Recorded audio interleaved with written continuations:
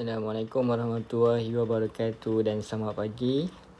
Okey, hari ini kita akan tengok satu bab baru iaitu chapter 4 permutation and combination. Okey, so benda ni ada berkaitan juga dengan probability. So dah belajar kan probability. Okay, so dalam bab ni kita ada dua subchapter lah. Yang pertama permutation dan yang kedua adalah combination. Okay, dalam part permutation ada beberapa perkara lah, iaitu awak akan belajar awak akan dapat untuk yang pertama investigate and make generalization about multiplication rule, and yang kedua determine the number of permutation for n different object. Second one, n different objects taken r at a time. Dan yang ketiga adalah taking an object involving identical objects. Okay, dan yang terakhir adalah solve problem involving permutation with certain condition. Cuma hari ni specifically cikgu cuba nak sentuh dua yang pertama je lah, yang ni dan yang ni. Okay, next slide. Okay, so first one is permutation. So untuk faham permutation, kita faham dulu ada satu situasi ni. Okay, yang pertama adalah a bistro offered combination of bread and gravy as their breakfast menu. You need to choose one combination. How many option do you have? Okay, so kalau kita macam pergi kedai makan kan, mestilah awak nak makan, ada makanan. Kemudian dia punya, apa orang panggil? Dia punya kuah lah kan, macam awak nak makan dengan apa kan. So menu A ni, kita ada roti canai, roti nan dan roti jala. Kemudian dekat menu B, dia punya kuah kan, ada kari gravy and dal gravy. So bila awak nak makan, ada banyak pilihan. Sama ada nak roti dengan kari, roti dengan dal kan. So untuk menentukan macam mana awak nak makan, kat sini yang kita pernah buat probability tu, kita buat gabungan kan. Macam mana possible outcome yang boleh ada. So by using three diagram.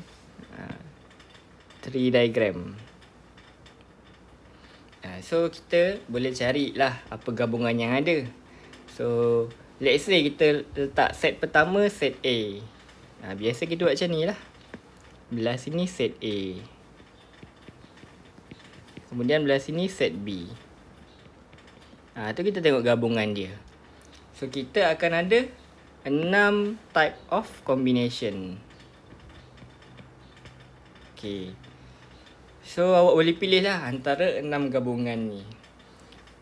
But dalam permutation, kita senang lagi nak tahu berapa banyak gabungan. Kita boleh guna cara lain, alternative way, iaitu dengan multiply the possible outcome for each event. Kan tadi roti ada 3, gravy ada 2, so 3 times 2 equal 6. So kalau lah awak tak tahu berapa banyak yang ada kan, so benda pertama awak boleh buat adalah multiply the outcome itself. So dapat tahu ada 6. So kalau contoh kena list, dah tahu mesti ada 6. Kalau kurang, salah kat situ. So let's say if the bistro add 4 types of drink as the combination of the breakfast. So kalau awak ada 6 kan, so ada 3 roti, 2 gravy dengan 4 minuman drink. Okay, dan untuk tahu apa je gabungan yang boleh ada, kalau nak buat tree diagram panjang sangat, so kita guna multiplication rule lah dalam ni sebenarnya. Okay, kita just darabkan dia, iaitu 3 times 2 times 4, which is equal 24. Okay, so dalam multiplication rule ni, it state that if an event can occur in m ways and the second event can occur in n ways, then both events can occur in m times n ways.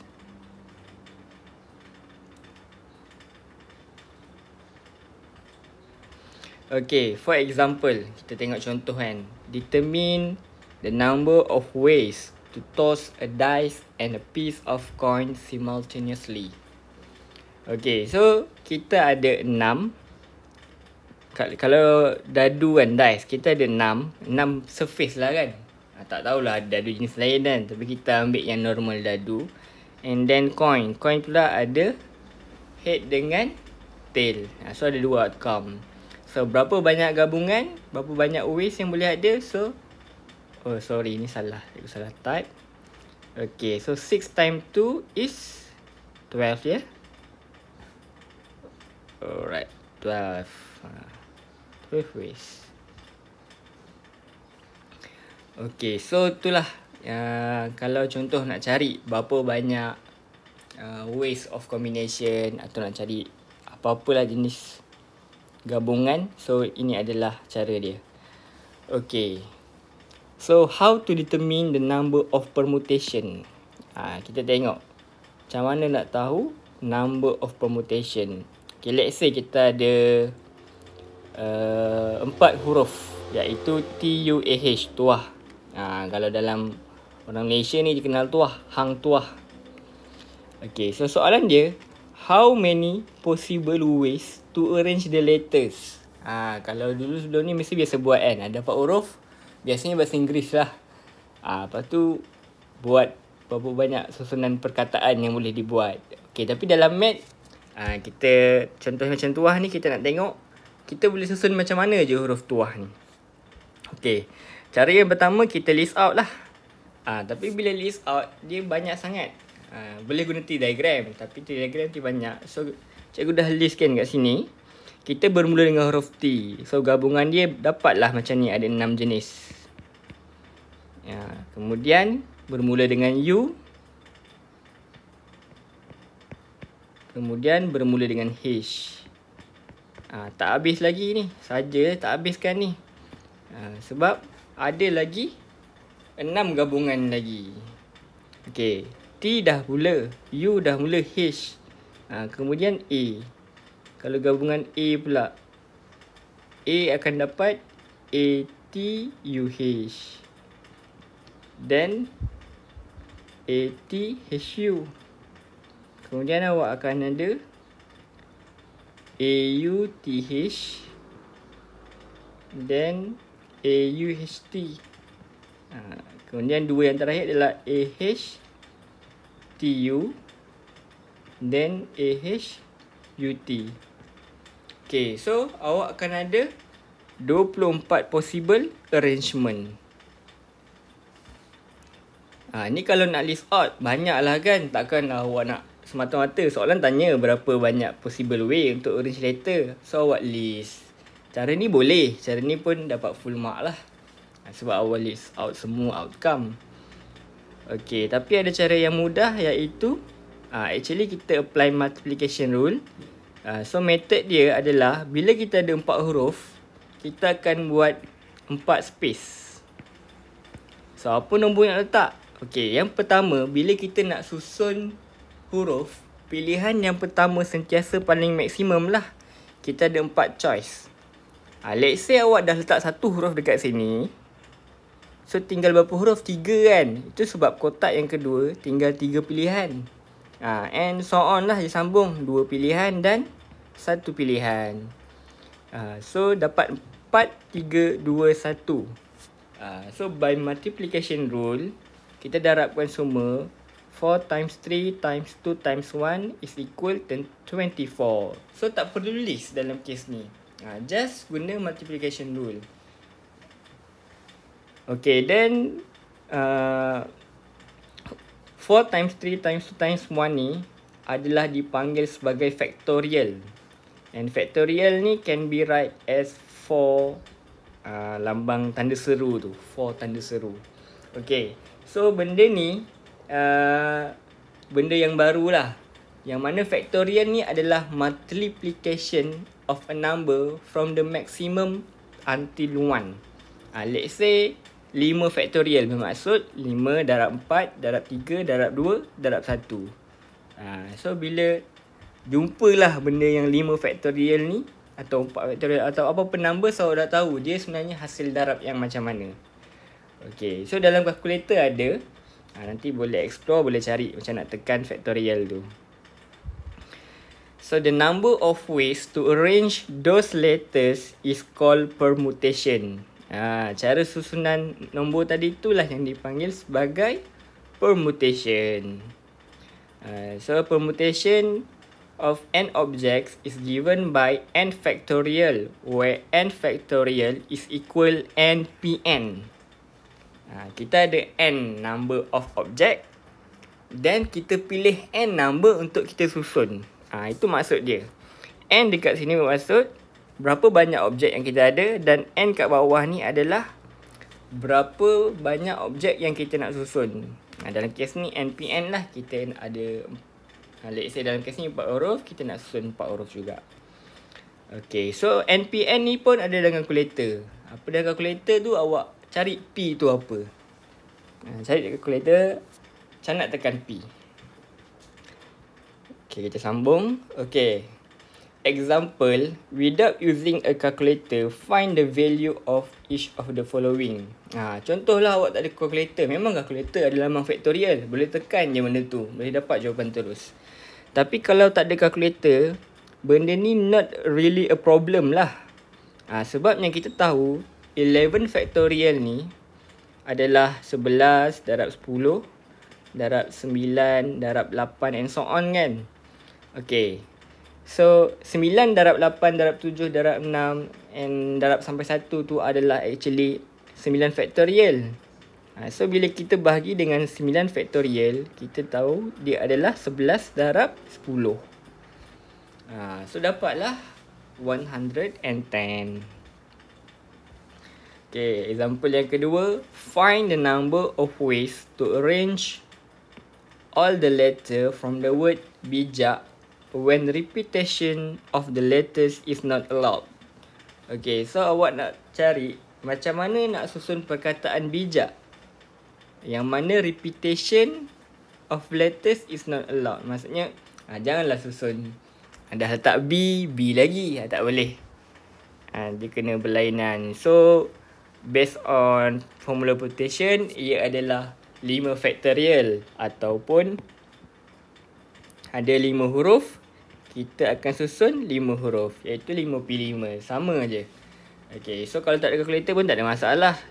Sebab tahu 5 factorial adalah 5 darab 4 darab 3 darab 2 darab 1 bersamaan 120. Yang ni kalau cara lebih detail lah. Kita ada 5 tempat kosong.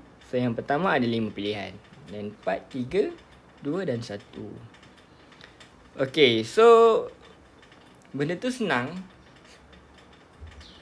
Kita cuba tengok pula, apa jadi kalau kita nak arrange letters in a circle. Okay, sebagai contoh kita ada huruf API kan.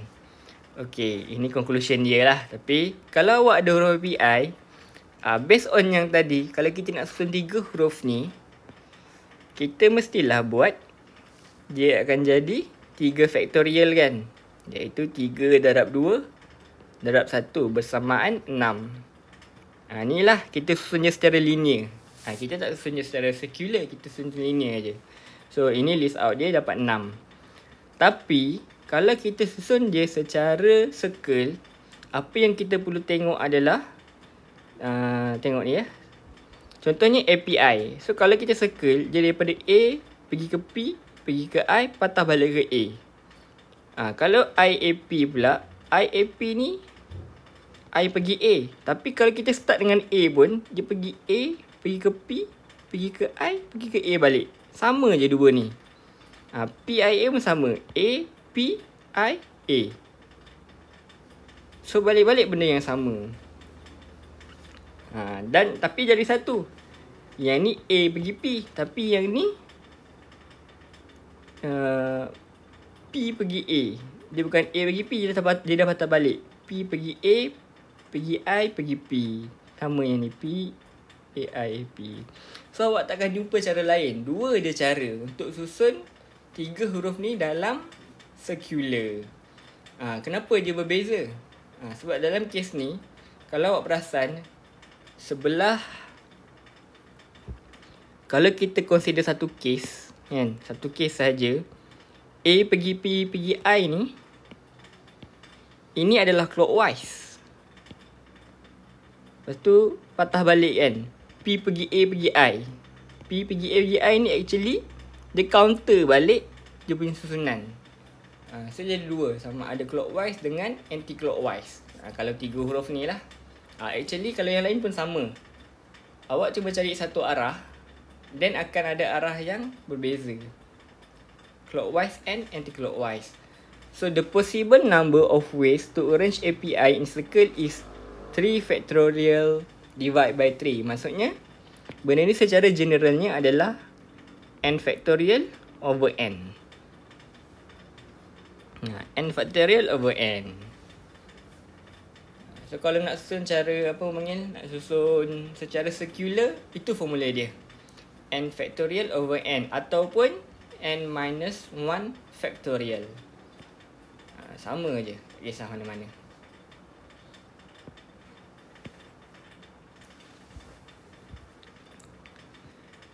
Okay, so kita tengok contoh je lah kan. Okay, determine the number of ways to arrange 6 pupils to sit at a round table. Biasalah ni kan, kita kat sekolah ada kawan 6 orang. Cikgu suruh awak duduk dalam meja yang bulat. So ada kadang awak nak duduk sini, ada kawan nak duduk sini. So berapa banyak cara boleh susun. So given the number is 6 kan, and then kita tahu formula dia n minus 1 factorial. Tu dapat 6 tolak 1 factorial, iaitu 120. Okay, so next adalah determine the number of permutation of n different objects taking r objects each time. Apa maksud dia ni? Maksudnya dia macam ni. Kita ada n number of object, ataupun contoh kita kata huruf lah. Contoh huruf ada 5. So taking r object each time ni bermaksud kita cuma nak ambil sebahagian. Boleh jadi ambil full, tapi boleh jadi ambil sebahagian. Dalam kes ni contoh kita ada huruf bertuah. Bertuah ada 7 huruf. Bermaksud n adalah equal 7. Suppose we only need to arrange 4 letter. So kat sini r is equal 4. So cara nak susun dia, benda yang sama. Kita letak dalam pilihan yang pertama, kita letak the maximum number of choice. So 7. Lepas kita letak 1, pilihan huruf yang tinggal 6. So 6 and then 5, 4. So awak pun guna multiplication rule. 7 darab 6 darab 5 darab 4 adalah 840. Okay. Noted that 7 darab 6 darab 5 darab 4 ni can also be written as 7 factorial divide by 3 factorial. Nilai yang dekat sini ni, guna warna lain. Nilai yang dekat sini ni kan tak ada kan dalam tadi 7 darab 6 darab 5 darab 4. So benda ni sebenarnya kita buat 7 factorial bagi 3 factorial. So senang kata, kalau dalam P dia adalah 7P4 ataupun 7 factorial over 7 minus 4 factorial, iaitu 840.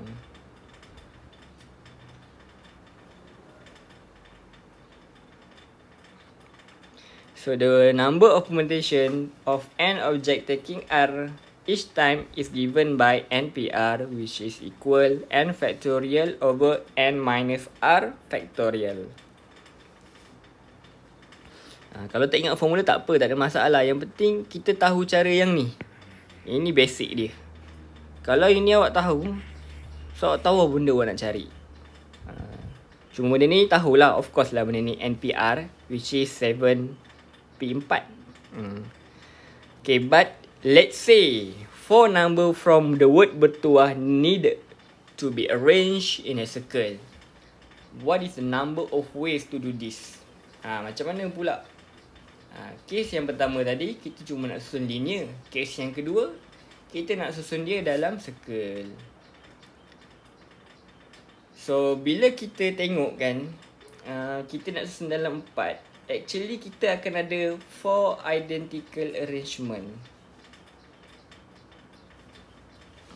So bila kita ada 4 identical arrangement, so 840 tadi kita akan bahagi dengan 4, iaitu 210. So 7p4 divided by 4 is 210.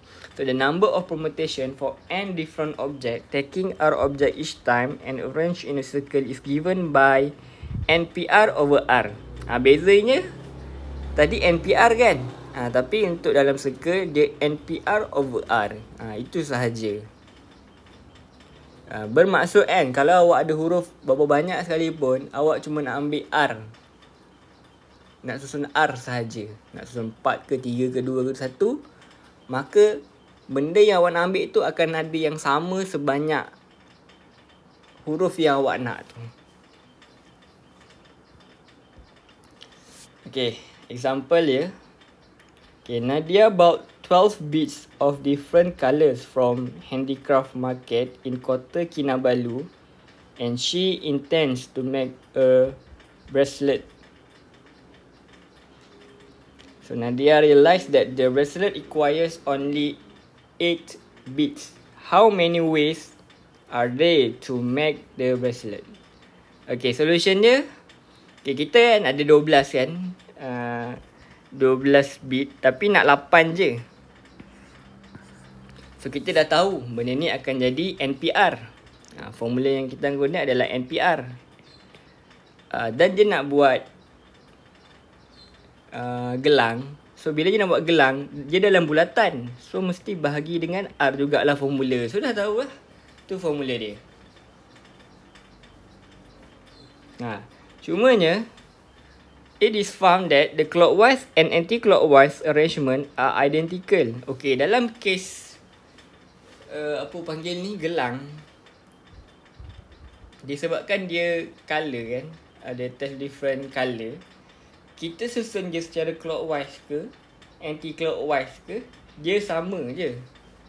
So the permutation adalah 12p8 bahagi dengan 2 darab 8. Ingat tak kes yang sebelum ni kan, kalau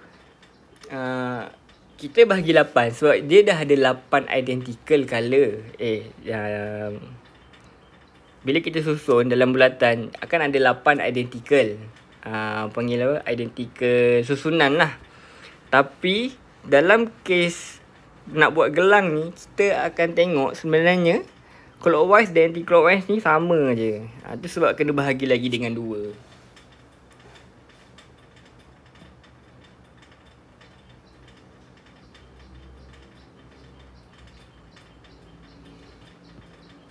Okay, next adalah determine the number of permutation of an object involving identical object. Kat sini awak nak susun 3 huruf. Macam ada tak pun beberapa huruf, tapi tiba-tiba ada huruf yang sama. Apa jadi? Macam ni, APA. Huruf A ni sama.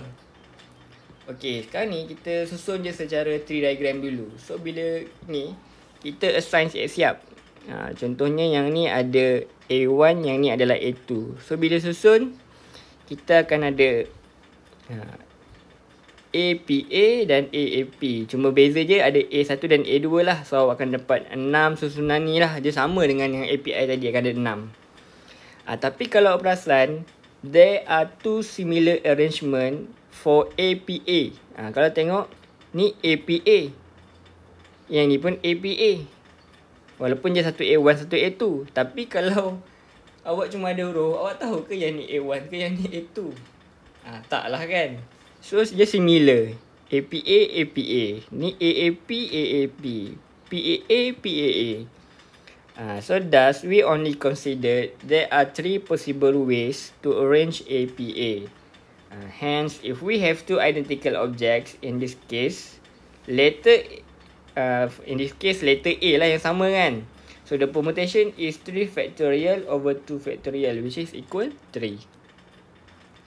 Ataupun bahasa mudahnya, dia punya formula actually P is equal N factorial over A factorial B factorial C factorial where A, B, C are the number of identical object for each type.